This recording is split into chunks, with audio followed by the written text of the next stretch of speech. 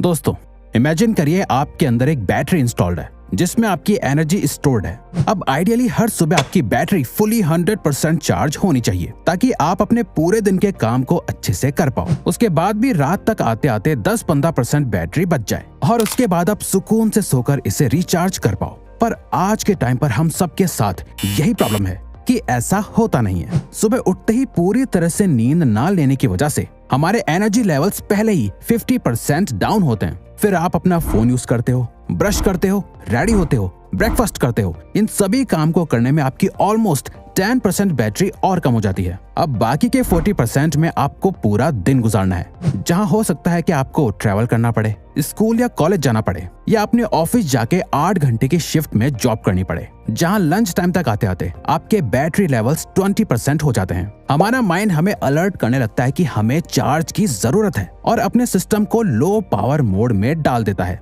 जहां आप जागे हुए तो होते हो पर आपके सारे फंक्शन सही से काम नहीं कर रहे होते। आपको बहुत ज्यादा नींद आने लगती है या आलस आने लगता है। आपको इतनी ज्यादा थकान फील होती है कि छोटे से छोटा काम भी भारी लगने लगता है। आपका कुछ करने का मन नहीं करता। और ये सिर्फ एक दिन की कहानी नहीं है, ये आपके साथ हर दिन होता है, बार बार होता है।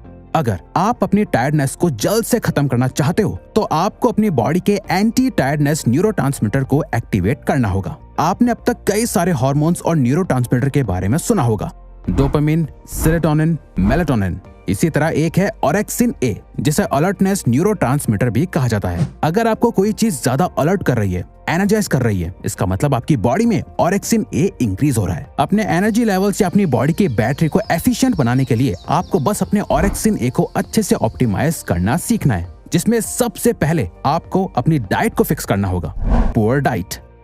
एक स्टडी के अकॉर्डिंग ऑरेक्सिन ए लो ग्लूकोज की वजह से रिलीज होने लगता है और जब हमारी बॉडी में ग्लूकोज बढ़ जाता है, ये ऑरेक्सिन ए को रिलीज होने से रोक देता है। कार्बोहाइड्रेट से जैसे white rice, white breads, potato, fast food और शुगरी ड्रिंक्स, ये सभी ग्लूकोज का मेन सोर्स है। आप नोटिस करना, जब भी आप कोई हाई कार्ब्स फूड बहुत ज्यादा खा लेते हो तो आपके एनर्जी लेवल्स एकदम से कम हो जाते हैं, क्योंकि कार्ब्स आपकी बॉडी में ऑरेक्सिन ए को रोक देती है। पर इसका मतलब ये नहीं कि आप दिन भर कार्ब्स नहीं खाओगे तो एकदम एनर्जाइज्ड रहोगे।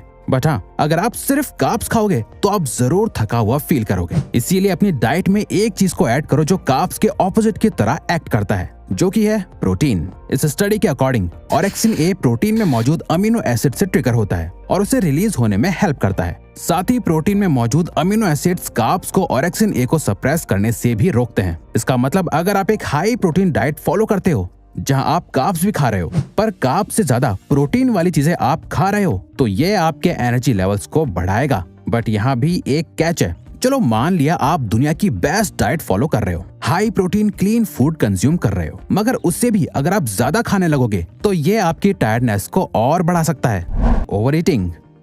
न्यूट्रिशन से यानी खाने से हमारी बॉडी को एनर्जी मिलती है, ये बात एकदम सच है। बट अगर आप खाना खाने के बाद भी बहुत लेजी फील कर रहे हो, इसका मतलब आपने ओवर ईटिंग करी है। हम शायद इस बात को रियलाइज नहीं करते, पर खाना खाने से लेकर डाइजेस्ट करने में हमारी बॉडी को बहुत सारे फंक्शंस परफॉर्म करने पड़ते हैं, जिसमें बहुत ज्यादा एनर्जी जाती है। इसलिए कई बार खाना खाते ही आपको बहुत तेज नींद आने लगती है।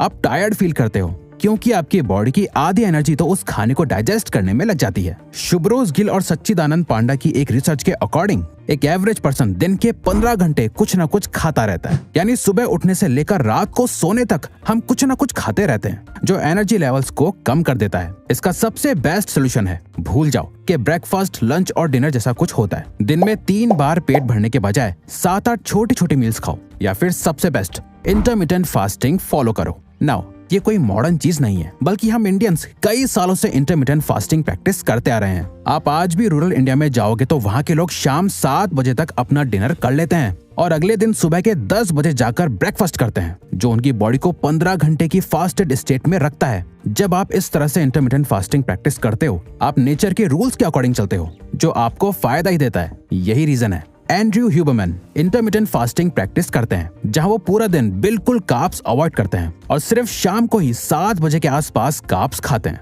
जो कि उस टाइम ऑरेक्सिन ए को लो कर देता है। वो टायर्ड फील करने लगते हैं और ये एकदम सही टाइम होता है सोने का, जो कि बहुत बहुत इंपॉर्टेंट है। इनएक्टिविटी।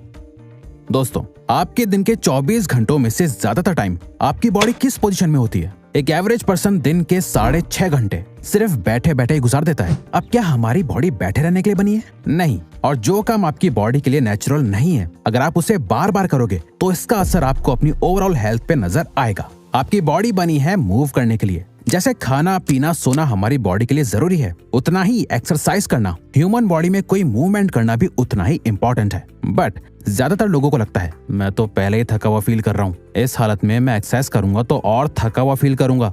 ये एक मिथ है। बल्कि अगर आप टायर्ड फील करते हुए एक्सरसाइज करोगे तो आपकी एनर्जी और ज्यादा बढ़ जाएगी। आप खुद सोच के देखो, अगर आपको एक डब्बे में बंद कर दिया जाए और बहुत देर बाद आपको वहां से निकाला जाए तो क्या आप ज्यादा एनर्जाइज्ड फील करोगे और थका हुआ फील करोगे? यही रीजन है सुबह सुबह उठते ही हमें इतना आलस आता है, क्योंकि पूरी रात हमारी बॉडी में कोई मूवमेंट ही नहीं होती। बट आप ब्रश करने के लिए टॉयलेट तक भी चले जाते हो तो आपकी बॉडी थोड़ी बहुत जाग जाती है। इनफैक्ट एक स्टडी के अकॉर्डिंग सिर्फ 20 मिनट्स की एक्सरसाइज से ही इतना ऑक्सीजन रिलीज हो जाता है जितना कि एक कप ऑफ कॉफी से होता है। जब आप अपनी बॉडी को एक्टिव रखते हो, आपका हार्ट ज्यादा ब्लड पंप करता है, जो आपके वाइटल ऑर्गन्स में और ज्यादा ऑक्सीजन और न्यूट्रिएंट्स प्रोवाइड करता है, जो सेल्स में और ज्यादा माइटोकॉन्ड्रिया प्रोड्यूस करता है, जो हमें और एनर्जी देता है।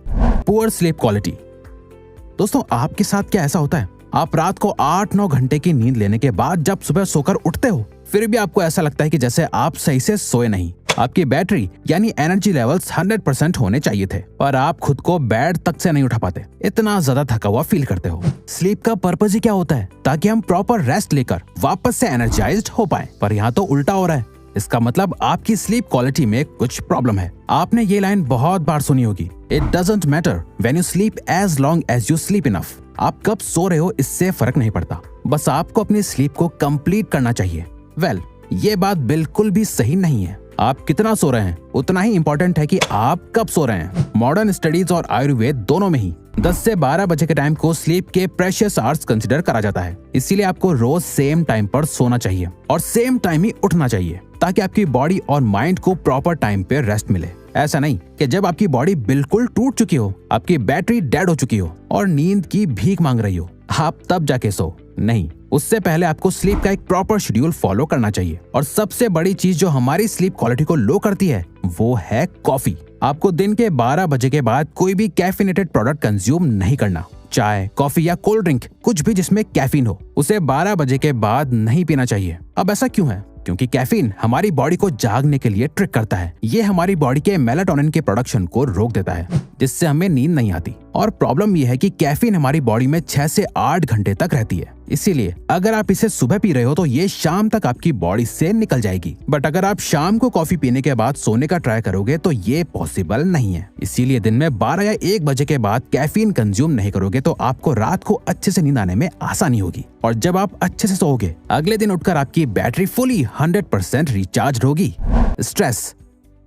अगर आप कहते हो रिवायर्स, हम ये सब चीज फॉलो कर रहे हैं, हमारी डाइट भी अच्छी है, स्लीप भी प्रॉपर है, हम एक्सरसाइज भी करते हैं, फिर भी हम थका हुआ और लेजी फील करते हैं, तो फिर या तो आपको कोई मेडिकल कंडीशन है और आपको डॉक्टर को टेस्ट कराना चाहिए, क्योंकि लो ब्लड काउंट भी एक फैक्टर हो सकता है। या फिर आप बहुत ज्यादा स्ट्रेस लेते हो। जब भी आप बहुत ज्यादा ओवर थिंकिंग करते हो, सोच सोच के खुद को मेंटल प्रेशर देते हो, एंग्शियस और डिप्रेस्ड फील करते हो, ये सारे इमोशंस आपके अंदर से सारी एनर्जी को खींच लेते हैं और आपको खोखला बना देते हैं। तभी आपको रात में नींद नहीं आती, खाना खाया नहीं जाता, एक्सरसाइज करने का मन नहीं करता, तो कहाँ से आएगी एनर्जी? कभी कभी हमारी लो एनर्जी का रीजन हमारी बॉडी नहीं, हमारा माइंड भी होता है। इसीलिए अपने आप को जितना हो सके उतना स्ट्रेस से दूर रखो। मेडिटेशन करो, जर्नलिंग करो, उन लोगों के साथ टाइम स्पेंड करो जिनके साथ आपको अच्छा फील होता है। उन एक्टिविटीज को करो जिसे करने के बाद आपको एनर्जाइज्ड फील होता है, और बस आपकी टायर्डनेस और लेजीनेस अपने आप खत्म हो जाएगी। अब अगर आपको ये वीडियो अच्छी लगी तो वीडियो को लाइक और चैनल को सब्सक्राइब करके हमें सपोर्ट करो और बेल नोटिफिकेशन ऑन कर लीजिएगा ताकि आप आने वाली वीडियोस मिस ना कर पाओ। Thank you for watching.